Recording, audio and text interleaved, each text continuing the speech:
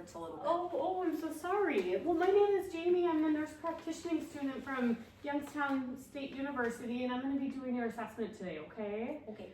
Can you verify your name and birthday for me? My name is Doreen Corpy, 10/7 of 1952. Okay. And so I think we have you down for a sick visit. Is that correct? Well, sick of falling. Oh no. Well, tell me what's going on. What symptoms are you having?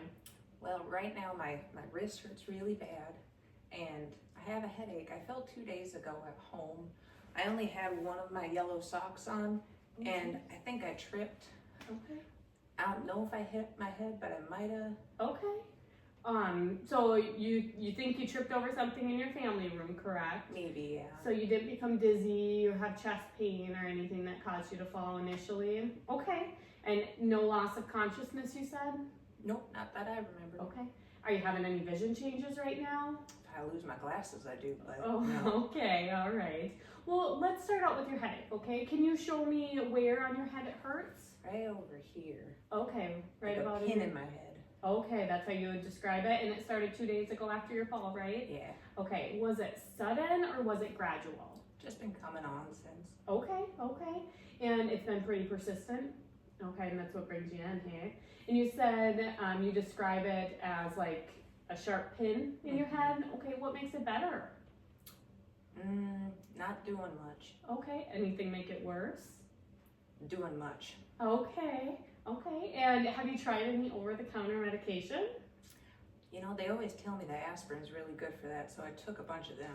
Oh, okay. And is your pain worse throughout the day, would you say, or? It stays pretty consistent. Okay. And so have you had any vomiting, neck pain? No, none of that. Any difficulty speaking? No. Any numbness or tingling anywhere? No. Okay. How do you rate your pain in your head from 1 to 10? 1 is no pain, like the minimal amount of pain, and then 10 is the worst pain you've ever felt. I'd say it's about a 5. Okay. And then we're going to do the same thing for your wrist. You said your right wrist is hurting Yeah, my you? right wrist. Okay. Has it been 2 days as well? That hurt right away. Okay. And is it specifically one portion of your wrist that hurts? Is it the inside, outside, under, or It's above? in the middle, right at that bendy spot. Oh, okay. And that's been pretty persistent as well, you said. How do you describe it? Is it like a clicking, a popping? Is it just a sharp? It's a throb. A throb, okay. And what makes that worse? Moving it for sure. Okay. And what makes it better? Not moving it. Okay. And do you notice that it's getting worse since the fall, or has it stayed about the same? It's definitely not getting better. Okay. And your pain, can you rate it in your wrist from 1 to 10? Again, 1 is like minimal, no pain, and 10 is the worst pain you've ever felt? When I move it, I'd say an 8. When I'm not, probably about a 6. Okay. Have you had any swelling, bruising, numbness, or tingling of your fingers? It was swollen like my ankles in June. Oh, geez. The ice helped though. Oh, you iced it. Good. I'm glad to hear that. Have you noticed, are you dropping things? Do you have less of a grip in that hand? Not that I see. Okay. And any redness or warmth? It's a little red, but I put the ice on a little too long. Okay. Alrighty. Well, and so really the only other symptoms that you're having from what I'm hearing right now is really just that headache, and then you're having that wrist pain as well. Okay. So I just want to go over your medications. I just want to verify that you're still taking these, okay? Are you still on your meloxicam for your degenerative disc disease? Perfect. What about your valsartan and hydrochlorothiazide for your blood pressure? Yeah, all those meds. Okay, and your metformin and Farxiga for your diabetes? And what about your Myrbetriq for your overactive bladder? Yeah, that helps a lot. Good. And what about your rosuvastatin for your hyperlipidemia? Yeah, I still take that. Okay, and lastly, we have bupropion for your depression. I'm not depressed. Do you feel better now? Yes, that it you're helps having? a lot. Good. I've been taking it though. Oh, good. I'm really glad to hear that, Miss Corpy. And just to verify, your allergies are only sulfa antibiotics? Yeah. You get real kind of short of breath and a rash as well from it?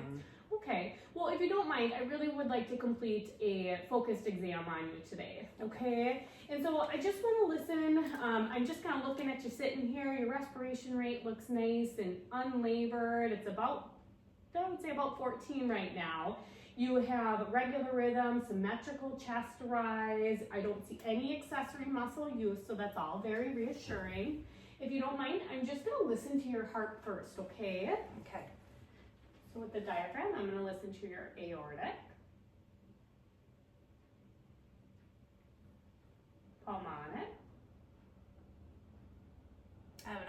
ex-husband named Paul.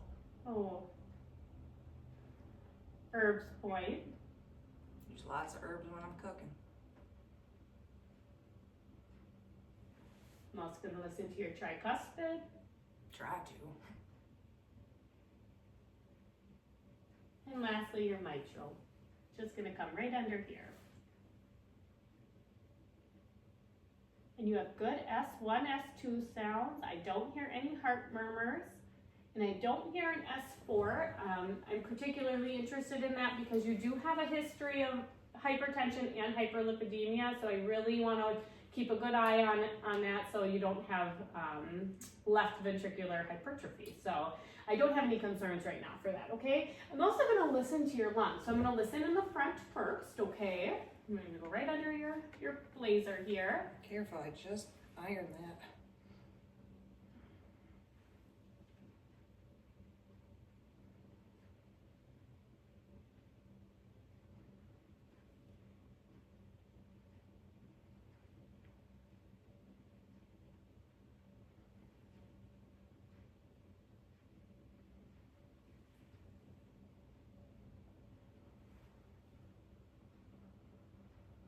One more. Good. Good, and I'm gonna move to your back and I'm just gonna listen to your back side. I have quite a few spots to listen to on your back side as well.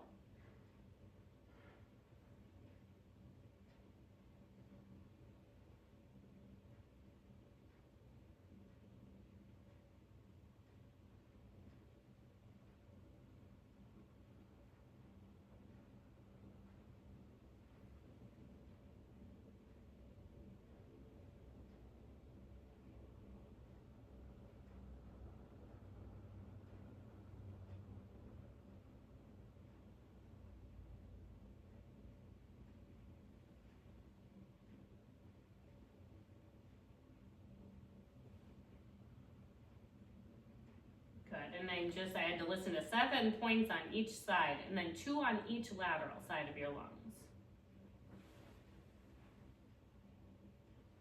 2 more.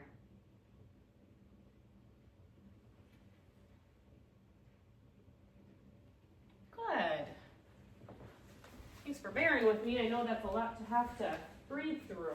Doing okay? I'm okay. Okay, so we're just gonna do a focused neurological assessment on you here now, just because of that head injury, okay? So I'm gonna check a couple different cranial nerves if that's okay.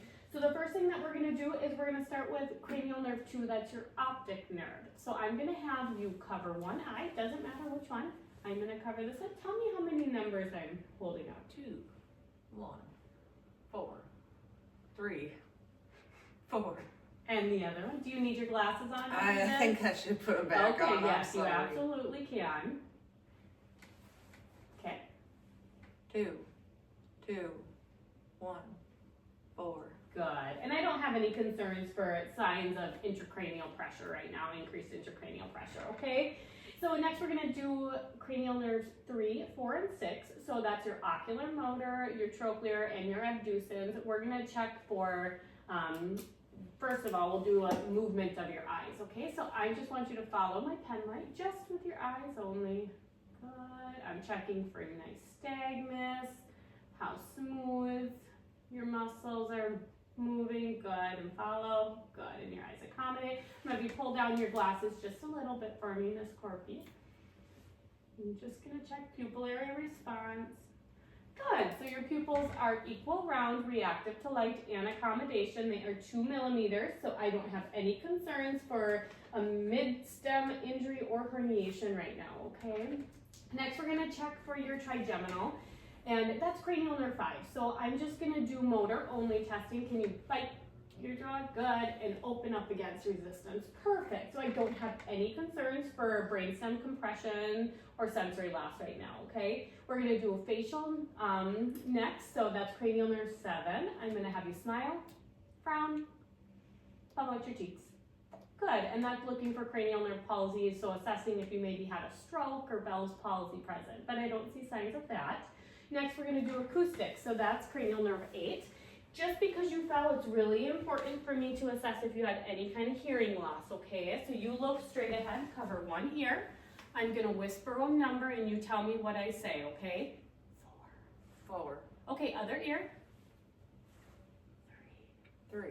Perfect, and I don't have any concerns right now about your hearing. Next, we're gonna do your glossopharyngeal, so that's cranial nerve 9. I want you to open up and say, ah. Good, and I don't have any concerns. That rules out lower cranial nerve dysfunction just because you were able to have a midline uvula that rises, so that's good. Next, we're gonna do your vagus nerve. I'm gonna have you just swallow for me. I don't see any signs of difficulty swallowing. You're not drooling. I don't have any concerns for cranial nerve 10 issues right now. That would put you possibly at like an aspiration risk, okay? Next, we're gonna just check cranial nerve 11. That's your spinal accessory. Shrug your shoulders against my hand. Look to your left. Look to your right. Perfect. And that tells me that you have good muscle integrity and good central control. And then the last cranial nerve that we're gonna check is gonna be cranial nerve 12, and that's your hypoglossal. So I want you to stick out your tongue, up and down, side to side. Good, it's midline, it's strong. I don't have any concerns for nerve injury right now. So overall, your neurological assessment right now is reassuring. We're just gonna move on to your musculoskeletal. So can I see your 2 wrists here? All right, so I'm just looking. That hurts when you move it. You got a little bit of tenderness. You have a little bit of swelling there, I can see. I'm just gonna feel a pulse.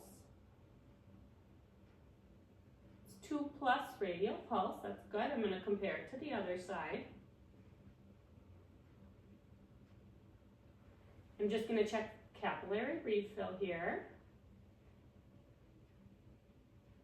Your fingers are a little cool, however, your cap refill is less than 3 seconds, so that's reassuring. I do have to check for some strength, so if you could squeeze, and we'll be quick. Good. Okay, so your right one's a little bit weaker than your left, but your left one's a 5 out of 5 strength. I would say your right one's a 3 about. Now I do have to check for some cogwheeling. So what that is I have to manipulate your wrist a little bit, okay? And I just have to feel for a clicking, okay? So just some passive motions, and I don't feel any clicking. It's important that I rule that out because sometimes neurological conditions like Parkinson can cause you to fall. Even though this sounds like a mechanical fall, sometimes, you know, that's a cardinal sign of Parkinson's or Parkinsonism condition. So it's just important to check for that. I'm gonna check in your other one as well. Good. Good. And so the last thing I want to do for your neurological is I'm going to have you, I need to kind of have you push down with your feet like a gas pedal. Push down. They took away my license years ago. Oh, no. And pull up. Good. And you have good strength. And I need to see, it's really important because you fell. I really need to look at your gait assessment here, okay? So if you don't mind standing up, I can help you if you need help. Let me just put these back on. Do you need to use your walker? Yeah, I do. It's been hard with this wrist hurting. Oh, I'm sure. All right, so using the walker, she's smooth, she's rhythmic. I don't see any obvious weakness in one leg. Her posture is appropriate for her age and her degenerative disc disease. Go ahead and have a seat, Miss Corby. Oh, I can help you. Oh, good. You okay? Yeah. Okay, well, I'd like to go over maybe a plan with you here, okay, and what I'm finding. So overall, I would say that your heart and lungs, that is all very reassuring. I didn't expect anything to be really abnormal with that assessment, okay? Your neurological exam, your cranial nerves were all intact that I tested today, so I don't have any concerns necessarily about a neurological deficit, but the headache is still very concerning to me. You know, given your age and given your, you know, history and comorbidities, I do think it's important that we rule out a brain bleed, okay? How do you do that? And we do that with a CAT scan, and we'll do it without contrast, okay? And so that's gonna have to be done at the hospital because unfortunately at our clinic, we don't have that capability. But I also think it's important that we get an x-ray of that right wrist. And that's gonna help us rule out whether you have a sprain or a fracture in that wrist. Okay? You're not making me go to the ER, are you? No, we can do this right now outpatient, okay? If you're okay with that. Yeah, I don't want to go to the ER. So I just want to verify though, so I would say today I'm just going to diagnose you with a post-fall headache until we get your imaging, okay? And right now I'm going to diagnose you with right wrist pain, and it's going to be sprain versus fracture pending what your x-ray looks like, okay? And so, and I would like you to have those images done today, ideally from our clinic. We can do the x-ray here in office, but the CT scan I would like you to go over today and get done at the hospital, okay? And so I just want to kind of go over maybe some education for at home with you. So, you know, your wrist pain, you said you applied some ice to it. I think For it's 2 hours. yeah, that's really, I don't want you to get frostbite, okay? So it's really important. Ice is great for new injuries. So it's great for resting, icing, compression, and elevating that wrist. That's really great that you applied ice, but you gotta be careful how much you're doing it. So 20 minutes at a time, 3 times a day is what you should do. That should be enough, okay? Is it okay if I use my pee bag that I was using? Oh no, don't do that. Oh, it was a frozen bag of peas. Oh, peas, Oh, oh geez. I don't pee in bags. Miss Corpy, I apologize. I really misunderstood you there. 2-pound bag of peas. Yes, that's okay. Anything that's frozen, if you're gonna use your pee bag, just put something between your skin and the pee bag, just so it doesn't give you frostbite, okay? But 20 minutes at a time, 3 times a day, okay? Now, as far as your headache goes, I think it's really good. Maybe you should try a warm compress. That can help alleviate some muscle tension that maybe you'll feel from that headache while we sit and wait for your CAT scan results. So that can help. You are on meloxicam though, and I do not want you taking any more NSAIDs, okay? Because NSAID stacking can be really dangerous for you. And so I would say if you're having some breakthrough pain, aside from taking your meloxicam that you take every day, try some Tylenol or acetaminophen. Okay. Not my aspirin that I've been eating. I went through like the whole bottle. Yeah, let's not do that. I don't want you to have any GI upset or bleeding. And it's important though when you take your meloxicam that you do take that with food so you don't get an upset stomach, okay? Okay. It's also once we rule out to make sure that you don't have a break there, once you're home, and I'll write all this down for you, I think some gentle range of motion would be good too, just to prevent some stiffness in that wrist. So it's simple things you can do while you're sitting down, okay? And it's just gonna prevent some wrist stiffness. And then rest and hydration is really important for you. So that's gonna promote healing, and it's going to decrease your inflammation and your swelling that's happening, okay? Other than that, I really can't stress enough fall prevention stuff in the home, okay? So I see you have your walker here. I see you have nice grippy shoes on. I see you have one grippy sock. Where's your other grippy sock? I think that might have been what caused me to fall. I could only find one that morning. Oh, okay. Well, I bet you tripped over a shoe maybe. Well, these don't fit me too well either, so. Okay. Well, good thing we're getting that CT scan, hey? But remove some loose items on the floor. The loose rugs, the loose shoes that are sitting around. Make sure those are picked up, because that definitely puts you at risk for falling, okay? And we don't want any more falls. Could have been my third husband, Dick, that I'm married to. He has oxygen tubing, and he runs it all through the house. So I could have tripped on that. Oh, well, and that could be it too. That's going to be another thing we got to work through. I can talk with him at his next appointment, okay? Other than that, I just want to go over some red flags. So I really want you to return or seek care promptly if you're having vision changes, worsening headache, if you notice any deformity in that wrist suddenly, or if you have any uncontrolled pain, okay? That sound good? Do I come here and see you again, or where do I go? You can go, I think you should go to the emergency room. If it gets acutely worse and you suddenly have any of those symptoms, I think it's reasonable to go to the emergency room at that point, okay? All right. Do you have Did any you other? see my granddaughter? We went to Goodwill yesterday, and she found me this shirt. Can you read it to me? Let the bodies hit the floor. And she said it was perfect for my appointment today, since my body hit the floor. Oh, Miss Corpy. She's so sweet. She must have a sense of humor like you. She's funny. Well, you don't have any other questions? Can I leave? Yes, I'm gonna get this all typed up for you, and then you'll be able to get out of here, okay? All right. It was nice to see you. I'll do your other hand, okay? Okay, Do you need thank some you. Tylenol before you go? Yes, please. Okay, I'll have the nurse bring that in for you, okay? Okay. All right. You take care. Bye.